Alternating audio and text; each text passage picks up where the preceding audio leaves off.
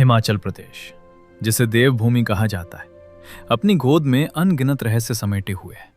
शिमला की सर्द वादियों से नीचे उतरते हुए जब हम सतलुज नदी की गहरी घाटी में प्रवेश करते हैं तो हवा का मिजाज बदलने लगता है।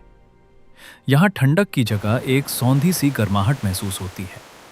ये गर्माहट है तत्ता पानी की। ये केवल एक पर्यटन स्थल नहीं है, बल्कि ये उस आदि शक्ति का प्रतीक है जहाँ अग्नि और जल का अद्भुत मिलन होता है। आज हम उस मिट्टी की कहानी जानेंगे जो सदियों से बीमारियों को दूर कर रही है, और उस पानी की जो अपनी लहरों में इतिहास समेटे हुए है। अध्याय 2, तत्ता पानी, धरती का गर्म स्पर्श। तत्ता पानी का शाब्दिक अर्थ ही है गर्म पानी। वैज्ञानिक दृष्टि से देखें तो ये एक जियोथर्मल स्प्रिंग है, जहां धरती के भीतर की भूतापीय ऊर्जा पानी को उबालती है। लेकिन स्थानीय लोगों के लिए यह विज्ञान से कहीं बढ़कर विश्वास है। प्राचीन काल से ही यहाँ के गंधक युक्त पानी को चर्म रोग और जोड़ों के दर्द के लिए रामबाण माना गया है। पुराने बुजुर्ग बताते हैं कि यहाँ के मूल कुंडों में इतना ताप था कि उनमें चावल तक पकाए जा सकते थे। हालांकि 2015 के बाद कोल बांध की विशाल झील बनने से कई प्राचीन स्रोत जलमग्न हो गए, लेकिन कुदरत ने अपना रास्ता फिर भी बना लिया। आज भी यहाँ के आधुनिक स्पा और होटलों में उसी धरती के सीने से निकला गर्म जल सैलानियों को पुनर्जीवित कर देता है। अध्याय 3, सुन्नी, रोमांच की नई राजधानी। तत्ता पानी से कुछ ही दूरी पर स्थित सुन्नी शहर अब शांति का नहीं बल्कि एड्रेनलिन का पर्याय बन चुका है। सतलुज नदी जो मानसरोवर से निकलकर हिमालय को चीरते हुए यहाँ पहुंचती है, सुन्नी में अपना विकराल और सुंदर रूप दिखाती है। सफेद झाग बनाती लहरें और नदी के खतरनाक घुमाव इसे रिवर राफ्टिंग के लिए उत्तर भारत का सबसे बेहतरीन ट्रैक बनाते हैं। जब आप लोटी और चाबा जैसे रैपिड्स से गुजरते हैं तो जीवन और रोमांच के बीच का अंतर मिट जाता है। ये उन लोगों के लिए जन्नत है जो अपनी सीमाओं को चुनौती देना चाहते हैं। अध्याय 4, आस्था, परंपरा और मकर संक्रांति। तत्ता पानी का आध्यात्मिक महत्व उत्तर भारत में हरिद्वार के समान माना जाता है। विशेष रूप से मकर संक्रांति के अवसर पर यहाँ का दृश्य देखने लायक होता है। हजारों की संख्या में श्रद्धालु यहाँ पवित्र स्नान के लिए जुटते हैं। मान्यता है कि माघ के महीने में यहाँ स्नान करने से पापों का नाश होता है और पितरों को शांति मिलती है।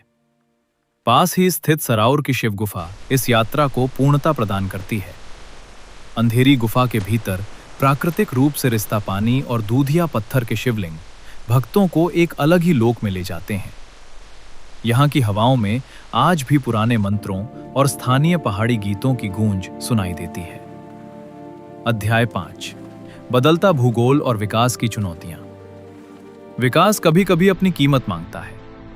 कोल बांध के निर्माण ने जहां बिजली और सिंचाई के नए द्वार खोले, वहीं तत्ता पानी के पुराने स्वरूप को बदल दिया। पुराने घाट अब पानी के नीचे सो चुके हैं, लेकिन सुन्नी और तत्ता पानी के लोगों ने हार नहीं मानी। उन्होंने इस बदलाव को स्वीकार किया और आज ये क्षेत्र वाटर स्पोर्ट्स और इको टूरिज्म के एक आधुनिक केंद्र के रूप में उभर रहा है।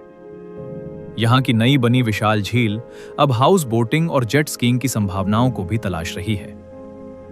अध्याय 6, हिमाचल का स्वाद और आतिथ्य। इस डॉक्यूमेंट्री का जिक्र अधूरा रहेगा अगर हम यहाँ के आतिथ्य की बात ना करें। पहाड़ों की सादगी यहाँ के खाने में झलकती है।